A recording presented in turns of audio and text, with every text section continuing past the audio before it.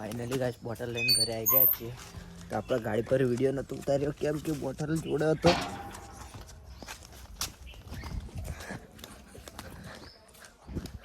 તો બોટલ મૂકીને જઈશું. આજે બ્લોગ નહીં બનાય, આજે આપણે કામ પર ગયેલા છીએ.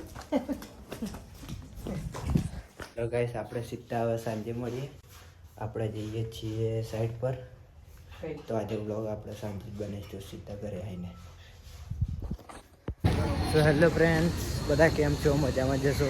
તો આજે આપણે ચાલતા જઈએ છીએ મા ખોડિયારના મંદિરે, કેમ કે આજે કોઈ આવી નથી. તો આપણે આપણો વાળો ચાલે છે તો જઈએ છીએ આપણે ખોડિયાર માતાના મંદિરે. તો આપણે સીધા ખોડિયાર માતાનું મંદિર જઈને મળશું. હવે કેવું છે અજયભાઈ? અજયભાઈને લઈને જઈએ છીએ. અજયભાઈ તો મજામાં જ રહે છે. તો ચાલો સીધા આપણે મળીએ ખોડિયાર માતાના મંદિરે જઈને. લાઈક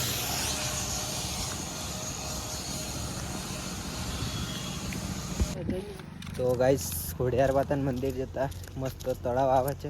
એટલે ખોડિયાર માતાનું મંદિર બાજુ બી તળાવ આખું છે જ, પણ કિનારા પર જ છે મંદિર આપણે. પણ અહીં બી આખા રોડ પર વળાંગ જે છે તળાવની બાજુમાં છે, તો તમે દેખી શકો છો. હેલો, બહુ મસ્ત નજારો છે ગાઈસ. મંદિરના વચ્ચે બગીચો બનાવવામાં આવે છે, બહુ જ મસ્ત. અને હજુ તો થોડું કામ બાકી છે, તો બનશે પછી તો જોરદાર લાગશે. શું કહેવું છે ભાઈ? ચલો મળીએ આપણે મંદિર જઈને. આપણે ફાઇનલી મંદિરે પહોંચી જવાના છીએ. તો તમે અહીંથી મંદિર દેખી શકો છો, પાછળનો ભાગ.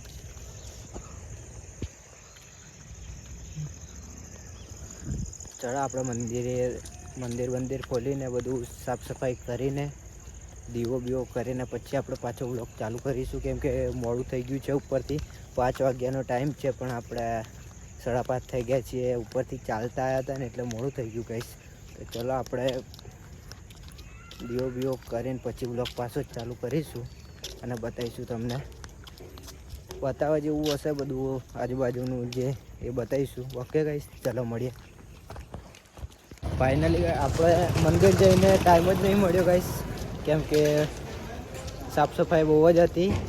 એટલે આપણે સાફ સફાઈ કરીને દીવો બીવો કરીને આરતી વારતી કરીને થોડીક વાર બેઠા અને પછી નીકળી ગયા છીએ ઘરે જવા માટે. તો આપણે હવે સીધા ઘરે જઈને મળશું ગાઈસ. તમે દેખી શકો છો અંધારું પડી ગયું છે, લગભગ 7:30 જેવું થઈ ગયું છે.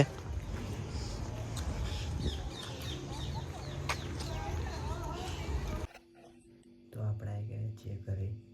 આપણને લાગી છે ભૂખ, તો આપણે શીખીએ છીએ પાપડ. તો ચલો તમને પણ બતાવીશું ગાઈસ.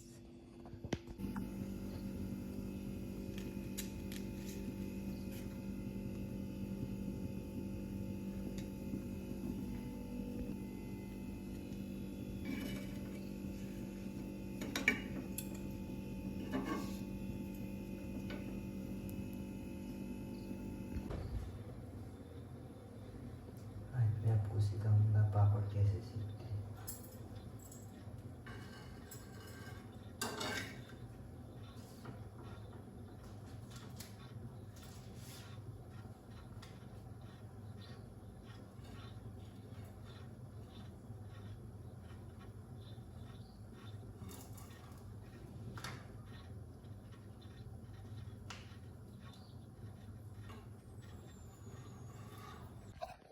फाइनली गाइस पापड़ सिखाई गया છે, તમે દેખી શકો છો.